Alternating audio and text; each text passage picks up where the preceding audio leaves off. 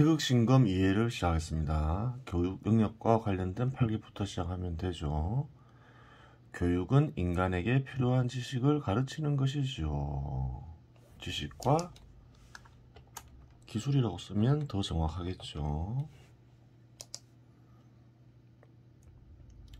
인간은 사회적 생명활동을 하니 사회적 생명활동에 필요한 지식과 기술을 가르쳐야 하고,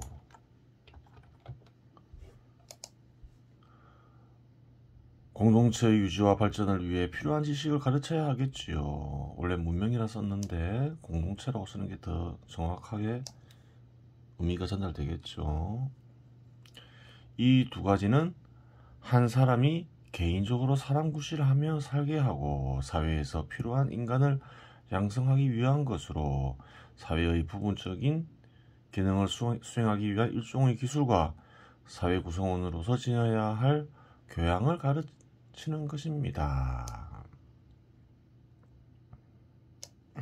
보통 교육은 공적 영역에서 일부 담당하기도 하죠. 공적 영역에서 교육을 담당하면 무엇을 가르쳐야 할까요? 사적 영역에서만 담당하면 어떻게 될까요? 개인에게 필요한 지식과 기술만 익히려고 하겠죠. 굳이 사회 구성원으로서 지녀야 할 교양을 익히려 하진 않겠죠. 개개인에게 당장 필요한 것은 아니니까. 하지만 공적 영역에서 어느 정도 담당하게 되면 사회 구성원으로서 지녀야 할 교양을 가르칠 수밖에 없는 거죠. 사회에서 필요한 인간을 양성하려고 할 거 아니에요. 그런 거죠.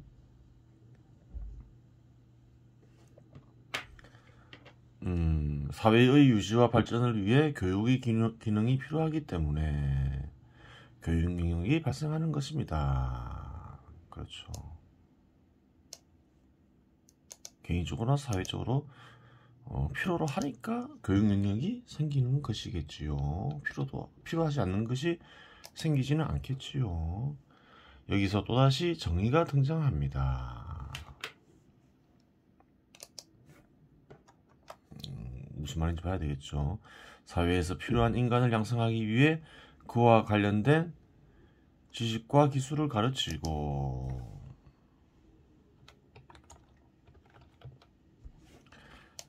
양성된 인간들을 사회가 활용하니 정의의 원칙에 입각하면 사회의 유지와 발전을 위해 필요한 교육에 대한 비용은 원칙적으로 사회의 공적 영역에서 부담해야 하는 것이지요.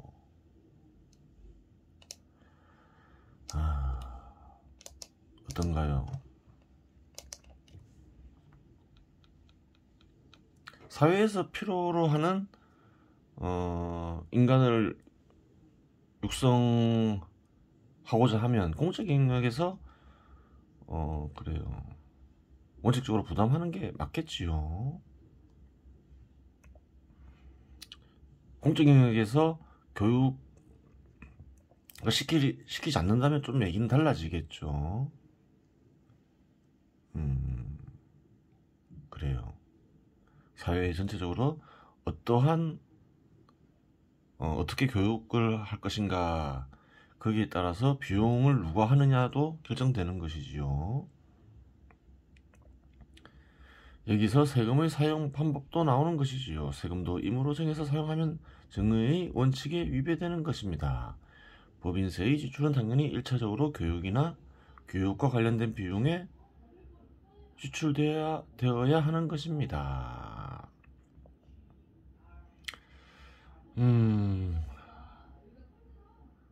보통 직장을 구하죠. 사람들은 어느 정도 나이가 들면 그 전에 이제 교육을 받는 것이지요. 교육을 받은 인간들은 주로 누가 이용하나요? 기업들이 이용을 하겠죠.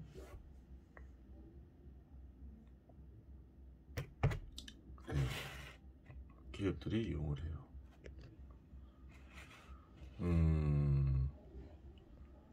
기업으로부터 정부가 세금을 거두지요. 기업으로부터만 세금을 거두는 건 아니지요. 사회 구성원들 개개인으로부터 세금 거두기도 해요.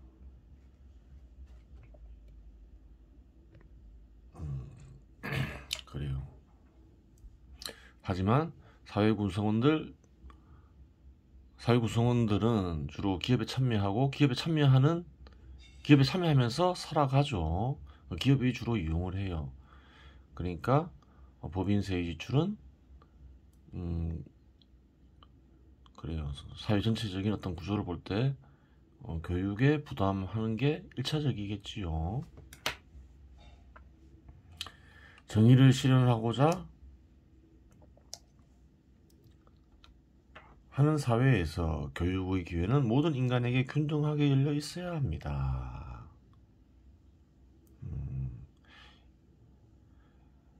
인간 모두 절대자의 자녀이니 아들 딸이니 보다는 자녀가 낫겠죠. 자녀이니 금전적인 부분 때문에 혹은 권력적인 부분 때문에 교육을 받을 기회가 침해당한다면 정의의 원칙과 자비와 사랑의 원칙에 어긋나게 되니 절대자의 뜻에 반하는 행동이고 악이 만연하게 됩니다.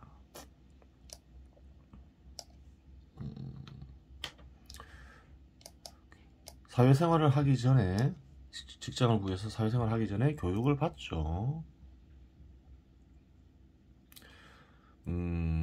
어떻게 교육받느냐에 따라서 한 사람의 인생이 어떻게 되나요? 크게 변할 수가 있는 것이지요.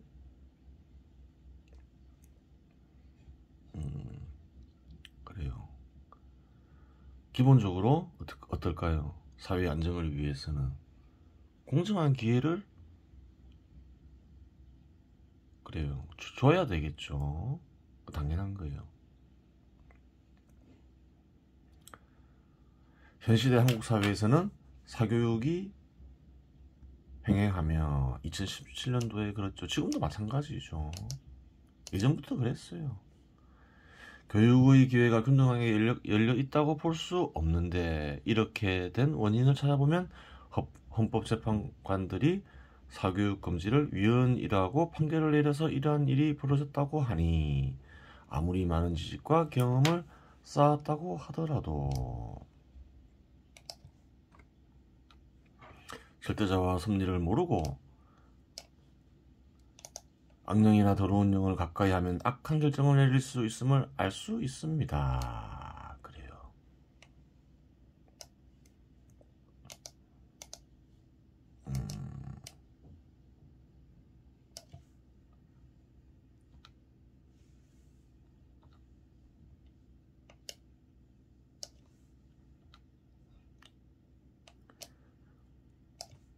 이전에 어떤가요? 사교육이 금지되는 시절이 있었죠. 그런데 어떻게 해서 그래요. 사교육이 금지되는데 그것이 불법화되고 그래요. 사교육이 횡행하게 됐는지 살펴볼 필요가 있죠. 헌법재판관들이 사교육 금지를 위헌이라고 판결을 내렸죠. 나중에 한번 살펴볼 거예요. 또한 절대자의 뜻을 헤아리지 않고 만든 헌법, 나아가 법은 사회를 큰 혼란에 빠뜨린다는 사실을 알 수 있습니다.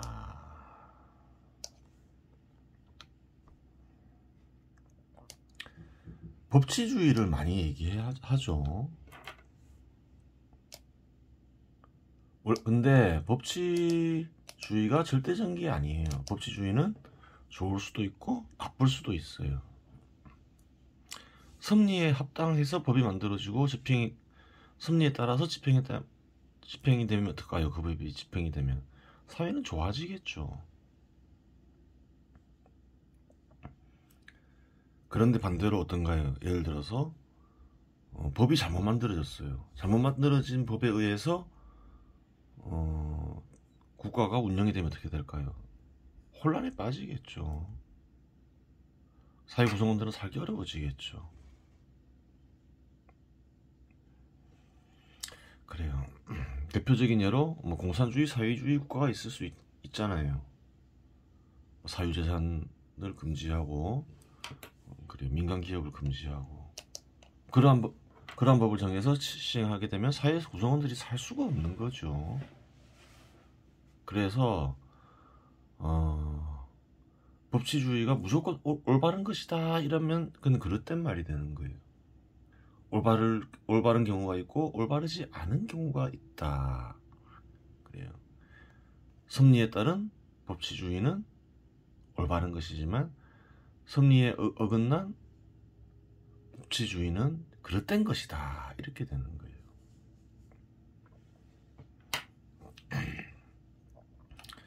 하지만 그러한 악한 결정을 내린 인간들을 악인이라고 얘기할 수 없으며 헌법을 탓할 수는 없지요. 그것은 제도의 의지가 일면적으로 작용한 것이 하나의 원인이 되기도 하고 그릇된 주관과 그러한 주관에 대한 집착을 지면 누구나 악령이나 더러운 영과 결합할 수 있는 것이 다른 하나의 원인이 되기 때문입니다. 그래요. 무슨 말인가요? 제도의 의지가 있죠. 우리 사회에는 제도가 있어요. 그리고 그 의지가 있어요. 그 의지 중에 하나는 뭔가요? 자유의 실현이죠. 그래요. 자유의 실현을 생각할 때, 자유에만 집착하면 그릇된 결정을 내릴 수 있잖아요. 왜 사교육을 받을 수 있는 자유를 침해하느냐. 거기에만 집착하면 사교육 금지를 위헌이라고 판결 내릴 수 있는 거예요. 하지만 그것만 생각해서는 안 되죠. 자유도 있지만 또 공정도 있고 그래요.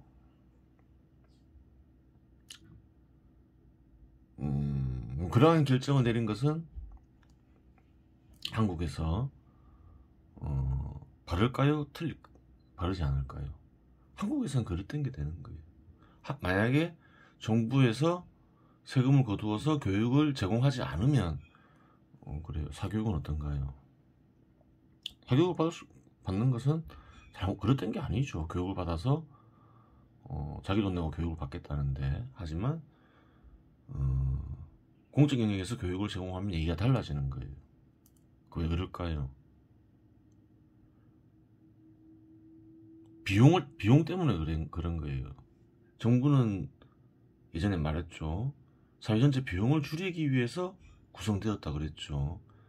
그런데 전체 비용이 증가해버린다.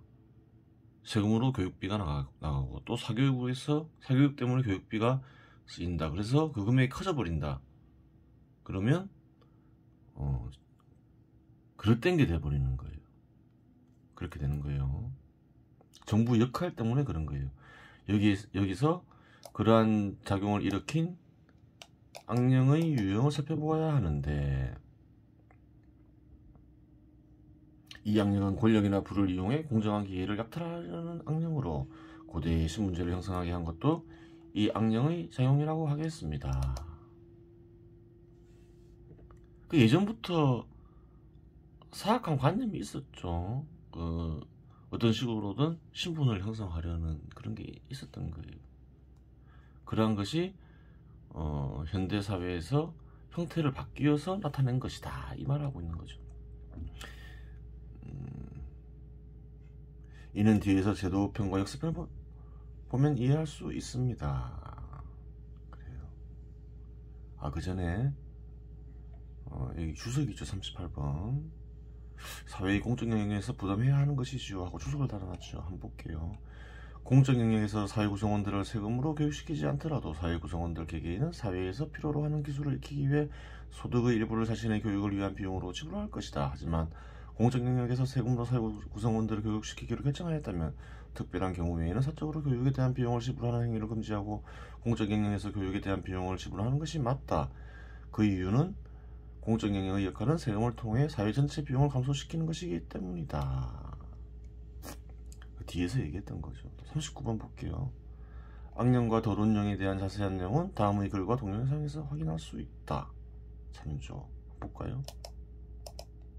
악령과 더러운 영, 악령 1, 2에 나와 있다. 또 동영상도 있다는 거지요. 한번 보세요.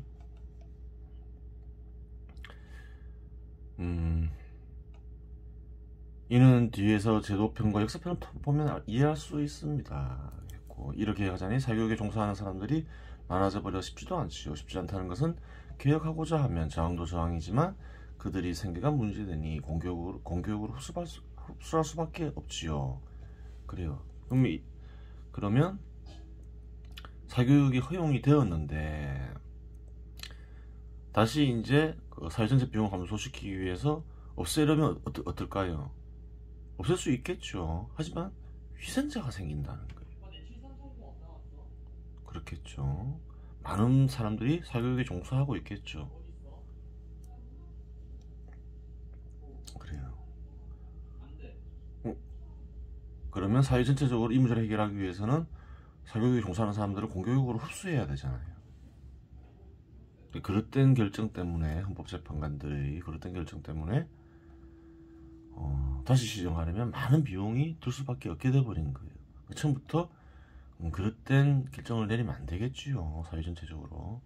물론 반대로 공교육을 해체하고 사교육만 남겨놓은 뒤 비용을 정부가 부담하는 방법도 있지만 이러한 조치를 취할 경우 공교육에 종사하는 이들이 피해를 보게 되겠지요. 이게 무슨 말인가요? 사교육을 없애고 공교육만 남겨놓을 수도 있지만 공교육을 없애버릴 수도 있잖아요. 그리고 사교육만 남겨놓을 수도 있잖아요. 그래요. 그러면 이제 어떻게 할까요?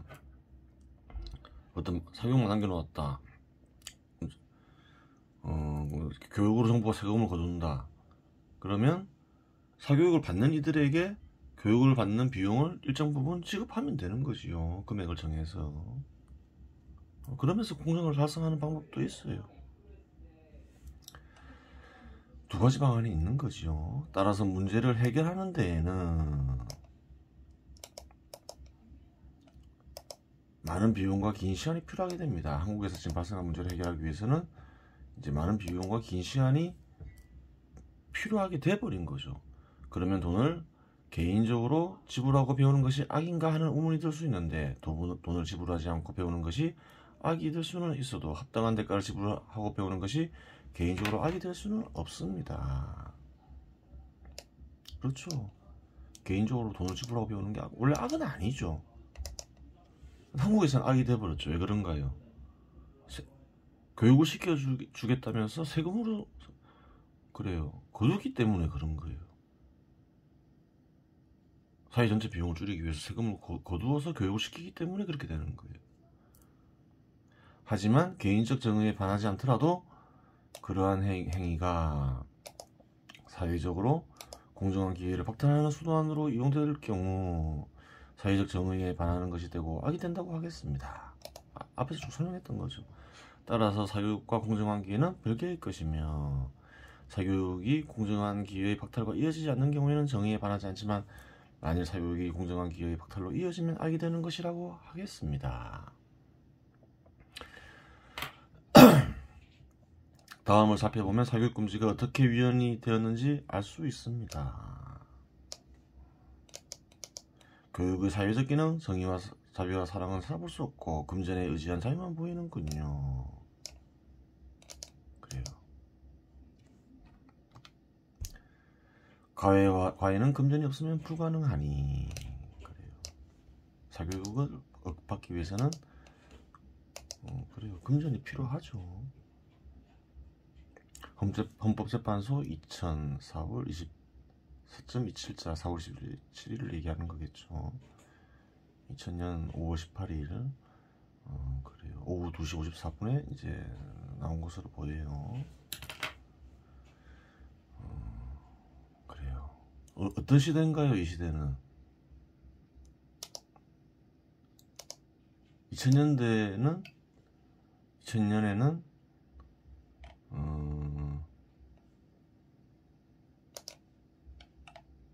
누가 대통령이었죠? 1998년부터 2003년 김대중 대통령이 그래요. 김대중 정부였죠.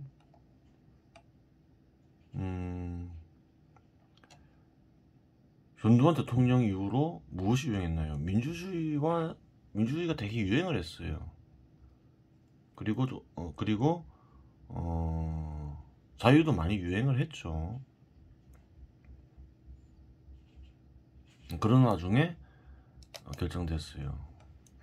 그전에는 사교육이 금지됐었죠. 전두환 정부 때 결정된 거죠. 수십 년간 이어지다가 이때 그릇된 판단이 나온 거예요. 그릇된 관념들에 많은 사람들이 집착을 해서 그런 거예요. 지나치게 집착을 해서 그래요. 그릇된 관념이라기보다는 그릇된 관념이라고 볼 수 있죠. 민주주의나 자유를 마구잡이로 이해해서 그런 것이지요. 법 제3조는 침해의 최소성과 법익의 균형성을 갖추지 못하여 비례의 원칙에 위반되어 국민의 기본권을 과도하게 침해하는 것이므로 국민의 자녀 교육권, 인격의 자유로운 발언권, 직업 선택의 자유를 침해하는 위헌적인 규정이다. 이러한 이유로 유형 결정 내렸죠. 유형 결정을 하는 이유는 고액 과외 교습을 금지하는 것 자체가 위헌이라는 것이 아니라 이를 억제하기 위한 방법의 선택이 잘못되어 고액 과외 교습의 위험성이 없는 과외 교습까지도 광범위하게 금지함으로써 국민의 기본권을 과도하게 침해한다는 데 위헌성이 있다는 것이다. 그래요. 이러한 이유를 대자면 그럴 때 얼마든지 이유를 댈 수 있겠죠. 크게 중요한 말이 아니에요. 사교육이라고 해서 부정적 기능만 있는 것은 아닙니다. 공교육이 제공하지 못하는 분야에서의 기능은 예를 들어 예능 분야 등 공교육에서 제공하지 못하는 분야도 많겠죠. 사회가 성숙하여 공교육의 영역에 포함될 때까지 불가피할 수 있습니다. 위에서 언급했듯이 이러한 경우 사교육을 허용할 수 있는 이유는 공정한 기회와 무관하기 때문입니다. 사교육을 허용할 수 있어요. 공교육을 전면적으로 시행하더라도. 그 얘기를 하는 거죠. 다른 교육을 받고 싶다는데 공교육을 제공하지 못하는 다른 교육을 받고 싶다는데 못 받게 할 수는 없잖아요. 그 얘기를 하는 거죠. 교육 영역에서의 8개의 각계에 새겨지는 대상은 다음과 같습니다. 절대자, 작업수당, 선생과 학생. 그래요. 쭉. 그리고 또 8개의 관련된 8개는 다음과 같습니다. 이게 써놨죠. 절대자, 물질토대, 선생과 학생. 네 번째 개는 교육과 활동. 다섯 번째 개는 교육 영역. 여섯 번째 개는 사회적 생명 활동을 위한 지식과 기술. 그래요. 일곱 번째 개는 공동체를 위한 지식과 기술. 여덟 번째 개는 태극신공과 같이 상징작용을 일으키는 수련법. 여섯 번째, 일곱 번째, 여덟 번째는 뭘 가르치고 있나요? 뭘 얘기하고 있나요? 배워야 할 것을, 가르쳐야 할 것을 언급하고 있는 것이지요. 선생과 학생이라 했는데 선생은 좀 광범위한 선생이죠. 교육에 종사하는 인간들을 가리키는 거죠. 그것을 선생이라고 표현을 했을 뿐이죠. 그래요. 한번 읽어보세요.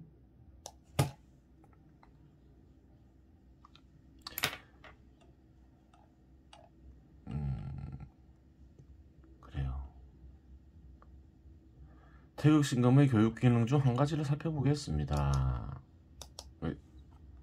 태극신검을 가르쳐야 된다고 하니까 사람들이 의아해할 수 있잖아요. 물론 꼭 태극신검이라고 얘기한 건 아니죠. 태극신검과 같이 심리작용을 일으키는 수련법이라고 했죠. 여기 주석이 있죠. 태극신검 내지 그에 준하는 수련법 41. 태극신검에 준하는 수련법에는 진리에 이르는 길이 있다. 그래요. 심리작용을 일으키는 수련법에는 여러 가지가 있을 수가 있어요. 그 중에 하나가 진리에 이르는 길도, 그 중에 하나가 진리에 이르는 길이겠죠. 태극신검은 직관에 많이 의지하고 있잖아요. 진리에 이르는 길에서는 직관에 크게 의지하지 않겠죠.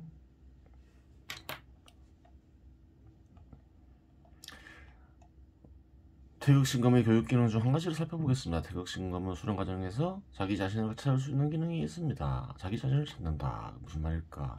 자기 자신을 찾는다는 것은 의식으로 나라는 혼의 형태를 찾아 혼의 형태를 만들어내는 혼들의 형태 및 비중을 파악하는 것을 가리킵니다. 이거는 뒤에 별도로 설명을 해요.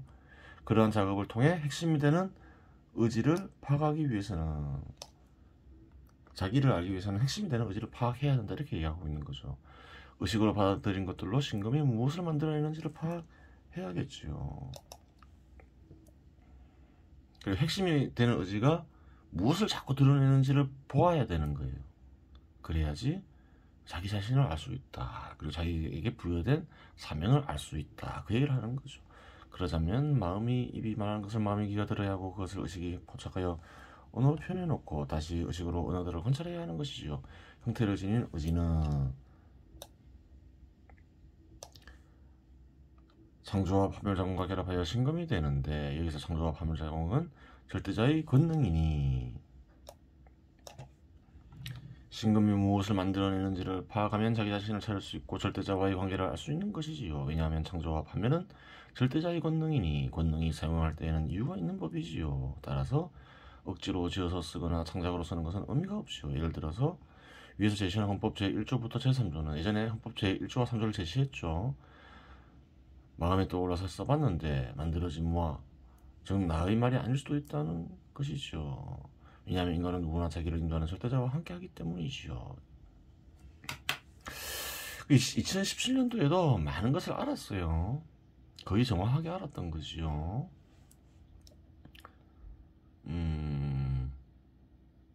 태극신금은 성리작용을 일으키는 글이라고 했죠. 진리에 이른 글도 마찬가지지만, 예전에 뭐라 했나요? 절대자와 합의를 해서 절대자의 생각을 드러낸다. 처음에는 절대자의 생각이나 절대자의 마음이 드러나지 않겠죠. 그래요. 그래요. 절대자와 합의란 존재는 절대자의 생각을 드러내게 된다. 그러면서 그 생각이 점점 커진다. 커지면서 절대자의 마음이 드러난다. 그렇죠. 영을 이용하는 방법이에요. 영을 이용해서 성리작용을 마음에서 자꾸 일으키는 것이지요. 그러면서 자기 자신을 알게 되는 거예요. 자기 자신뿐만이 아니죠. 세상에 대한 지도 드러나게 할 수 있고, 성리작용을 통해서 영에 대한 지도 드러나게 할 수 있겠지요. 그래요.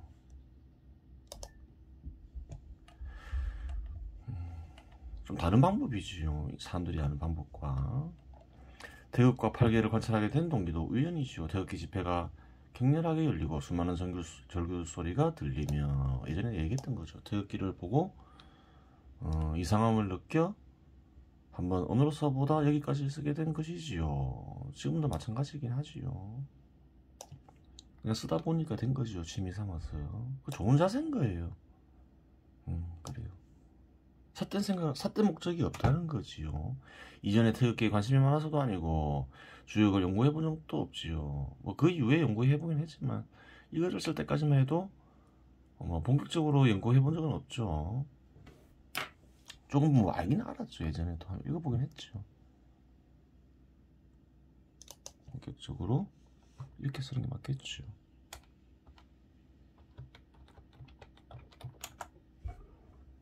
반대로 태극기 집회가 없었으면 팔계나 태극을 살펴볼 일이 없었을 것이며, 글을 써볼 생각도 안 했겠지요. 그렇겠지요. 태극기를 보면서 이상함을 느껴서 쓰기 시작했다 했지요. 그런데 우연이라는 것 역시 자의적인 해석이지요.